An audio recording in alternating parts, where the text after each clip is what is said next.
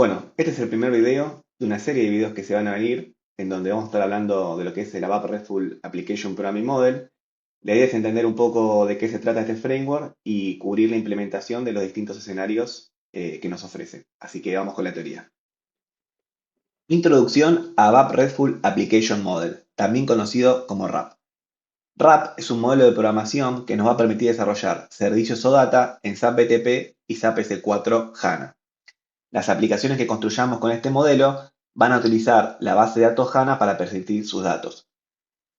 Para poder utilizarlo, vamos a necesitar contar con un SAP Cloud Platform o con una App Environment SAP S4 HANA versión mayor a la 1909. En este modelo vamos a encontrar servicios empresariales, Core Data Services y definición e implementación del comportamiento de los objetos de negocio. Hasta el momento veníamos utilizando la transacción SGW, que con sus clases de PC y MPC podíamos construir los servicios OData. Y esto, bueno, en los sistemas on-premise funciona bien, sin embargo, con las nuevas necesidades en la nube y ABAP Cloud, esto no funciona y necesitamos mudarnos a este nuevo estándar que es el ABAP RESTful Application Model. RAP está basado en tecnologías y conceptos modernos. A través de los Core Data Services vamos a poder definir modelos de datos semánticos. Con el lenguaje RAP extendido vamos a implementar la lógica del negocio en el modelo. Es lo que veíamos antes de la definición e implementación del comportamiento. El protocolo data nos va a permitir establecer una comunicación stateless y con los business objects vamos a poder construir aplicaciones transaccionales que representen artefactos del mundo real. Los drafts o los borradores nos van a permitir construir aplicaciones stateful con tecnologías stateless. Ya vamos a ver qué es esto. Y bueno, los business services, digamos, lo que hacen es implementar los business objects utilizando el protocolo data, information access y también servicios basados en SQL. En la arquitectura de este modelo podemos identificar tres grandes capas. En la base tenemos el modelado de datos y comportamiento. En esta capa vamos a definir el modelo y las operaciones disponibles, es decir, qué datos y qué vamos a poder hacer con estos datos. La segunda capa es la capa de provisión de servicios. Aquí se define el protocolo de comunicación y los datos que estarán disponibles para el consumo. Es decir, del modelo y el comportamiento que definimos anteriormente, qué es lo que vamos a exponer al mundo exterior. Y la tercera capa, que es el consumo de servicios, es la forma en la que se accede y se utiliza el servicio que publicamos en la segunda capa. Es decir, nosotros pudimos haber construido un servicio para ser consumido, por ejemplo, por una aplicación SAP Fiori o por una web API. Los objetos de negocio nos van a permitir representar los artefactos del mundo real en las aplicaciones empresariales. Pueden tener varios nodos, por ejemplo, una aerolínea tiene varios vuelos y para cada vuelo se gestionan varias reservas. Lo que nos va a permitir trabajar con los objetos de negocio son las operaciones transaccionales que se pueden hacer sobre estos. Por ejemplo, crear una nueva reserva, actualizar una ya existente, o mismo la acción de reservar es una acción definida sobre un objeto de negocio.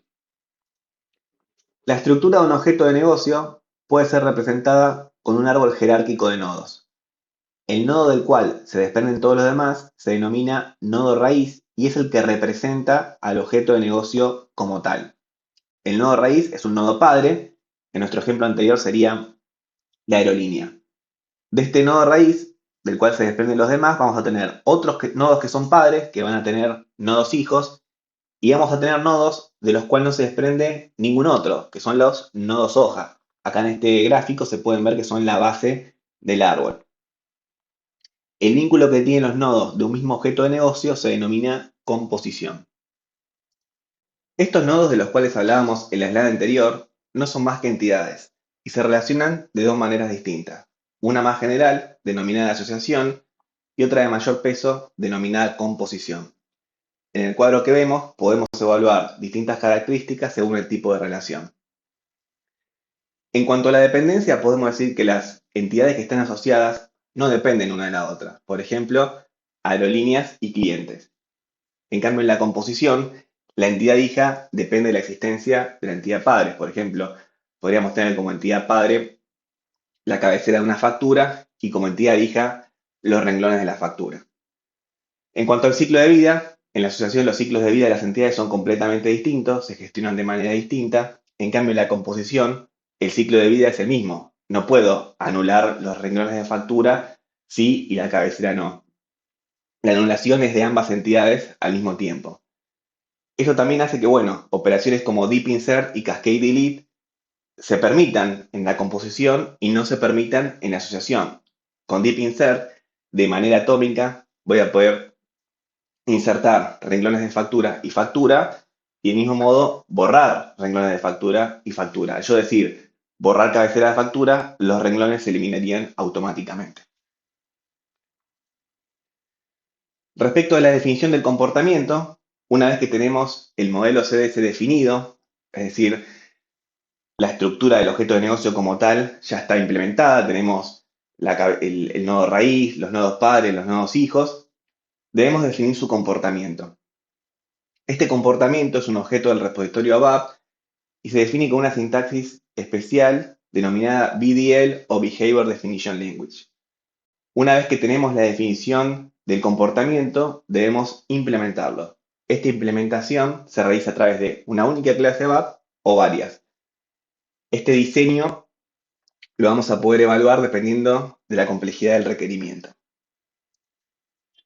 Ahora bien, ¿qué se define en el comportamiento? Bueno, vamos a estar definiendo las operaciones que podemos hacer sobre el objeto de negocio. Podemos definir las mismas operaciones para todo el objeto de negocio o dependiendo de las entidades que tenga este. Vamos a poder también establecer las propiedades, es decir, qué campos queremos que sean obligatorios, cuáles de solo lectura, y también ciertas características que son propias del objeto de negocios, como utilizar ITAG para la numeración o borradores. Un aspecto técnico que nos interesa conocer de los objetos de negocio es su tiempo de ejecución o runtime. En la fase de interacción, el consumidor invoca operaciones para leer o modificar datos. Estos cambios se van almacenando en un buffer transaccional interno, el cual representa el estado del business object. Este estado que está en un buffer transaccional interno no puede ser accedido por otros consumidores. Para que ocurra esto, suponiendo que el consumidor era una aplicación Fiori, cuando el usuario presiona el botón grabar, comienza la secuencia de guardado.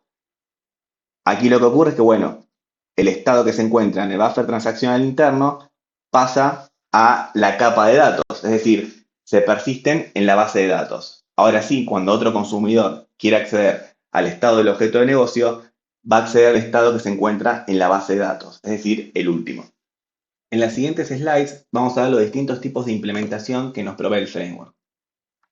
La implementación administrada es un enfoque que vamos a querer utilizar cuando todas las partes de una aplicación se desarrollan desde cero. Esto nos va a permitir beneficiarnos del procesamiento transaccional estándar que provee el framework.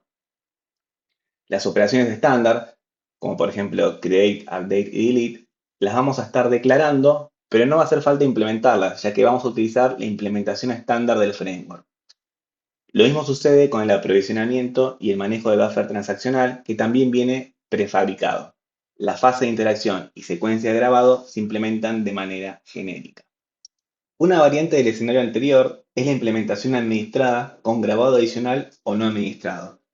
Lo que va a suceder aquí es que la fase de interacción se va a mantener de manera estándar y administrada por el proveedor de RAP, pero vamos a poder modificar la secuencia de guardado para establecer procedimientos adicionales o grabar datos en otras tablas. Por último, y no por eso menos importante, tenemos la implementación no administrada. En este escenario, el framework no nos va a proveer de ninguna funcionalidad estándar. Solo vamos a tener a la vista el contrato que nos ofrece el modelo de programación y en función de este, nosotros implementar las operaciones que nos interesen. Está enfocado en la reutilización de la lógica existente. En los métodos de la implementación del comportamiento, vamos a poder invocar, por ejemplo, a una API para modificar un objeto de negocio. Hemos visto que los Core Data Services son uno de los pilares fundamentales de este framework. Gracias a eso, vamos a poder utilizar características adicionales como los Query Features para realizar filtrado y ordenamiento de los datos, búsqueda y agregación, y vamos a poder implementar ayudas de búsqueda gracias a las anotaciones CDS. Si bien ya lo hemos mencionado anteriormente, es importante destacar que el framework nos ofrece manejo de borradores, es decir, vamos a poder tener un estado intermedio del objeto de negocio en un escenario stateless. Esto lo que nos va a permitir es que si, por ejemplo, un usuario está trabajando con un objeto de negocio y se le cae la sesión, al levantar la sesión nuevamente, pueda contar con los datos que tenía hasta el momento.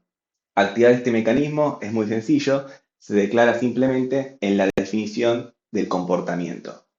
Respecto al manejo, como es gestionado por el proveedor administrado de borradores, no requiere un manejo adicional por parte de los desarrolladores. Con solo declararlo en la definición del comportamiento es suficiente. Bueno, nos vamos un poco de la capa inicial del modelado de datos y arrancamos con lo que son la provisión de servicios empresariales.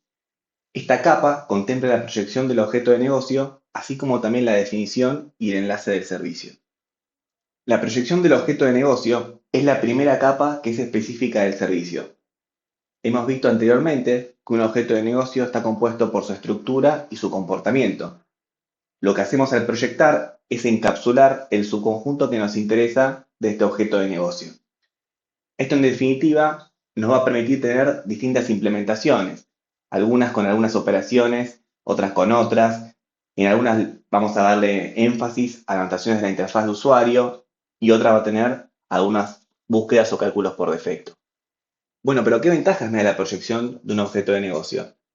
La extensibilidad y la estabilidad van de la mano, es decir, al yo ampliar el objeto de negocio, no voy a estar impactando al servicio empresarial y a su vez esta modificación va a hacer que el servicio se mantenga estable.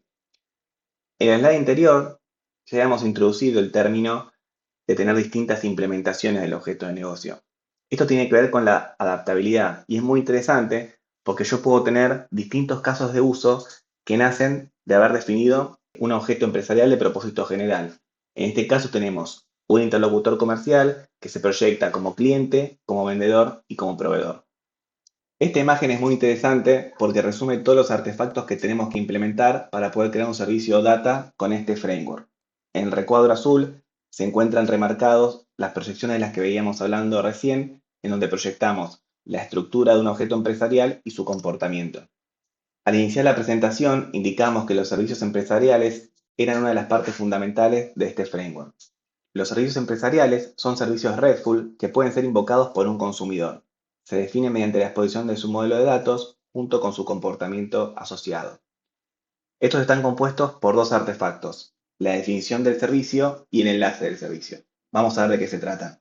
En la definición del servicio nos va a interesar decidir qué entidades queremos que se expongan al mundo anterior. Estas pueden ser de distintos objetos de negocio.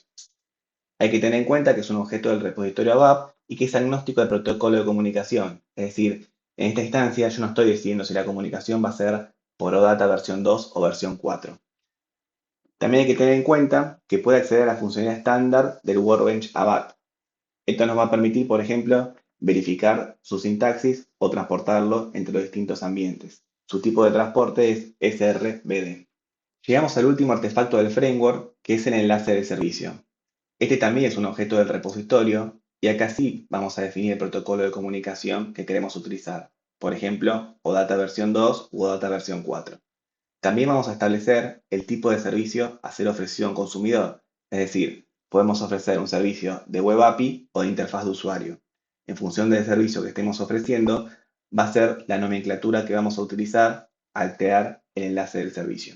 Un servicio data que se expone como un servicio consumible de interfaz de usuario puede ser consumido por una aplicación SAP Fiori Elements.